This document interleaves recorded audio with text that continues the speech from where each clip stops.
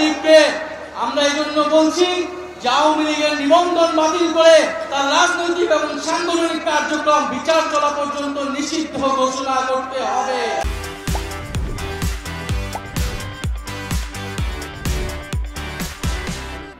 গল্প আমরা সবাই জানি, বিগত 16 বছরে আওয়ামী লীগ কিভাবে ফ্যাসিজম কায়েম করেছে, কিভাবে স্বৈরতন্ত্র কায়েম করেছে। তিনটি ভোটকে তারা কুক্ষিগত করে মানুষের ভোটাধিকার করে হরণ করেছিল। পিলখানা হত্যাকাণ্ডের মাধ্যমে বাংলাদেশের সেনাবাহিনীর দেশপ্রেমিক অংশকে তারা পরাস্ত করেছিল এবং বাংলাদেশের সার্বভৌমত্বকে হুমকির মুখে ঠেলে দিয়েছিল।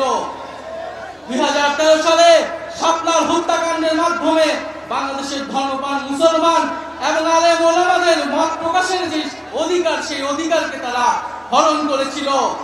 এছাড়া ধারাবাহিকভাবে কোটা সংস্কার আন্দোলন, নিরাপদ সড়ক আন্দোলন, মোদী বিরোধী আন্দোলনে তারা হত্যাকাণ্ড এবং দমন পীড়ন চালিয়েছে।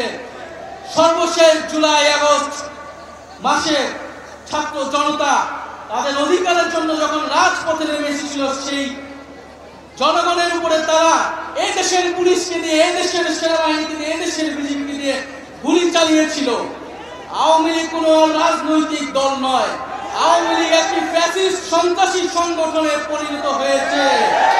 আওয়ামী লীগের রাজনীতি করার আর কোনো আলোচনার প্রশ্ন থাকে না।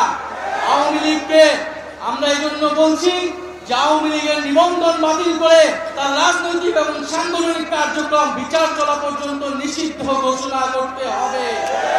কিন্তু দুঃখের বিষয়, বর্তমান পরিস্থিতিতে আমরা দেখছি গত 9 মাসেও বিচার কার্যক্রম দৃশ্যমান হয়নি। জুলাইয়ের শহীদ পরিবার এবং আহতদের যে রাষ্ট্র দায়িত্ব নেওয়ার কথা ছিল, তাদের যে মর্যাদার জীবন নিশ্চিত করার কথা ছিল, সেই নিশ্চিত করতে পারেনি এই অন্তর্বর্তী সরকার। এবং আমরা দেখছি দুঃখের সাথে যাদেরকে গ্রেফতার করা হচ্ছে তারা জামিনে মুক্তি পেয়ে যাচ্ছে, বিভিন্ন জায়গায় মামলা বাণিজ্য করা হচ্ছে এবং বিভিন্ন রাজনৈতিক দলের আশ্রয়ে আওয়ামী লীগ তৃণমূলে পুনর্বাসিত হওয়ার পরিকল্পনা করছে। বন্ধুগণ, আমরা দেখতে পাচ্ছি যে আমাদের এই অন্তর্বর্তী সরকারের সময়, গণ অভ্যুত্থান পরবর্তী সরকারের সময় যে নির্বাচন কমিশন গঠিত হয়েছে, সেই নির্বাচন কমিশন গণহত্যাকারী ফ্যাসিস্ট আওয়ামী লীগের লোকদেরকে প্রার্থিতা অযোগ্যতা ঘোষণা করতে সম্মতি দিচ্ছে না। তারা বলছে যে এটি নাকি রাজনৈতিক সিদ্ধান্ত। নির্বাচন সংস্কার কমিশন সুস্পষ্টভাবে সুপারিশ করেছে, যারা গণহত্যা করেছে, যারা লুটপাট করেছে, যারা ফ্যাসিস্ট আওয়ামী লীগের সাথে জড়িত ছিল, তারা কোনোভাবে আগামী নির্বাচনে অংশগ্রহণ করতে পারবে না।